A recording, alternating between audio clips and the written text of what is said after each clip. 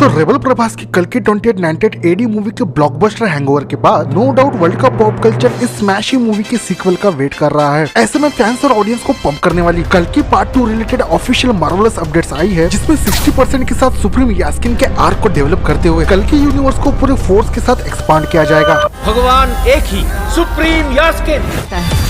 तो सबसे पहले अपडेट के साथ ये बात ऑफिशियली कंफर्म हो चुकी है कि कल की सिनेमैटिक यूनिवर्स के अंदर हमें टोटल 7 कॉम्प्लेक्स देखने को मिलेंगे, जो ऑब्वियसली हमें कल की के पार्ट 2 के अंदर ही देखने को मिलेगा। बट यहाँ पर जगन्नाथ का चक्र फिर से लौटाने वाला क्वेश्चन ये उठता है कि आखिर पार्ट 1 के अंदर बाकी के कॉम्प्लेक्सेस का रेफरेंस क्यों नहीं दिया गया। और दूसरा, कलयुग का डार्क फेस दिखाने वाला क्वेश्चन ये भी उठता है कि उन सातों के सातों कॉम्प्लेक्स को सुप्रीम यास्किन की तरह और कौन लीड कर रहा है। वही कल की के सीक्वल रिलेटेड नेक्स्ट अपडेट की बात करूँ तो ऑलमोस्ट 99% के साथ ये भी चीज यहाँ पर कंफर्म हो चुकी है। कल की सिनेमैटिक यूनिवर्स के अंदर हमें किसी भी एंगल से किसी भी मूवी सीरीज के अंदर हमें अलमाइटी चिरंजीवी नहीं देखने को मिलेंगे, यानी आइकॉनिक 7 चिरंजीवी का असेंबल होना इम्पॉसिबल है। बट मेटाफोरिकली 99.9% के साथ इस बात के चांसेस है कि सुप्रीम यास्किन की तरह सातों कॉम्प्लेक्स को लीड करने वाले जितने भी डार्क पावरफुल कैरेक्टर्स हमें देखने को मिलेंगे, उन सातों कैरेक्टर्स को मेकर्स मेटाफोरिकली 7 चिरंजीवी के अल्टरनेटिव और सिंपली कहूँ तो द लॉर्ड ऑफ डार्कनेस कली के 7 इवल चिरंजीवी होंगे वो, और प्रोबेबली वो सातों के सातों महाभारत के ही कैरेक्टर हो सकते हैं। वही नेक्स्ट अपडेट की बात करूँ तो first world complex, second world Kashi और थर्ड वर्ल्ड शंबाला को 2898 एडी मूवी में दिखाने के बाद कल्कि के सीक्वल में फोर्थ वर्ल्ड को भी इंट्रोड्यूस किया जा रहा है। अब ये मिस्टीरियस फोर्थ वर्ल्ड इवल है या गुड, इसके बारे में दूर दूर तक भी कोई आइडिया नहीं है। बट इस अपडेट के साथ ये बात कंफर्म हो जाती है कि कुछ और भी इंटरेस्टिंग हिस्ट्री में अंडररेटेड कैरेक्टर्स को इंट्रोड्यूस किया जाएगा। वही अगली नॉन अपडेट के साथ ये बात अब ऑफिशियली कंफर्म हो चुकी है कि सुप्रीम यास्किन का कमल हसन का कैरेक्टर ही कल्कि सिनेमैटिक यूनिवर्स का ऑफिशियल सुपर विलन होगा। और यहाँ पर आग में घी डालने वाली बात ये भी कंफर्म हो जाती है कि यास्किन का कैरेक्टर मेटाफोरिकली लॉर्ड कृष्ण की इविल नेगेटिव साइड को एक सो कॉल्ड फॉलन गॉड के तौर पर रिप्रेजेंट करेगा। और सिंपली कहूँ तो यास्किन का कैरेक्टर इवल वर्जन है लॉर्ड कृष्ण का, जिसका जिंदा प्रूफ कल की 2898 एडी मूवी के पोस्ट क्रेडिट सीन में बंदे को पोज मारते हुए 6 हाथों के साथ दिखाना, अर्जुन का गांडीव जिसका असली ओनर कोई और नहीं बल्कि स्वयं लॉर्ड विष्णु है, उसे एक बूंद सीरम के डोज के दम पर सुदर्शन चक्र की तरह उसे उठाना अगेन इस बात को ऑफिशियली कंफर्म कर देता है। यास्किन कली का चोगा ओढ़े हुए कोई और नहीं बल्कि लॉर्ड कृष्ण का अल्टरनेटिव इवल साइड है, जिसे लॉजिकली मूवी के अंदर बिना नाम दिखाई ही इनडायरेक्ट तरीके से मूवी की विजुअल स्टोरी टेलिंग की गई है। और अगर कोई क्वेश्चन उठाए यास्किन का कैरेक्टर लॉर्ड कृष्ण का इवल वर्जन हो ही कैसे सकता है, तो वहाँ पर नाग अश्विन ने बहुत ही स्मार्टनेस के साथ ब्रेन को लॉजिक का ऑर्गेजम देते हुए 1 फ्रीकिंग बूंद सीरम को बहुत ही पावरफुल तरीके से यूज किया है, ताकि आगे चलकर कोई कंट्रोवर्सी हुई तो इस एक बूंद वाले सीरम के लॉलीपॉप से कंट्रोवर्सी करने वाले बंदों को अपनी लॉजिक से पैक कर सके। ये कहते हुए कि हमने लॉर्ड कृष्ण का नाम यूज नहीं किया है कैरेक्टर के लिए, और क्योंकि समेटी की कोक में लॉर्ड विष्णु खुद अपने 10th अवतार के साथ एज ए कल की अवतार जन्म लेने वाले हैं कलयुग को एंड करने के लिए, तो अगेन वो सीरम के डॉट को कनेक्ट कराते हुए इनडायरेक्टली उस सुप्रीम एक बूंद के दम पर यास्किन को इवल कृष्ण बना रहे हैं। यानी कल्कि के पार्ट 3 में हमें अगेन इनडायरेक्टली कली के नाम पर इवल कृष्ण वर्सेस कल्कि की बैटल दिखाई जाएगी, जो दूर दूर से भी कली के ओरिजिन कैरेक्टर को टोटली वेस्ट करता है। और कल्चरली भी देखा जाए तो कृष्ण का इवल होना वर्ल्ड के पॉप कल्चर के ऊपर एक नेगेटिव इम्पैक्ट डाल सकता है। तो ये थे मोस्ट एवेटिंग कल्कि के सीक्वल रिलेटेड अपडेट, जो डेफिनेटली हीरोज और गॉड्स को कल्कि के पार्ट 2 के अंदर विलन्स और डीमंस बनाने का काम करेगा या नहीं, इस पर तुम्हारे जो भी ऑनेस्ट ओपिनियन है पूरा लॉजिक लगाते हुए ऑनेस्टी के साथ कमेंट करके बता सकते हो।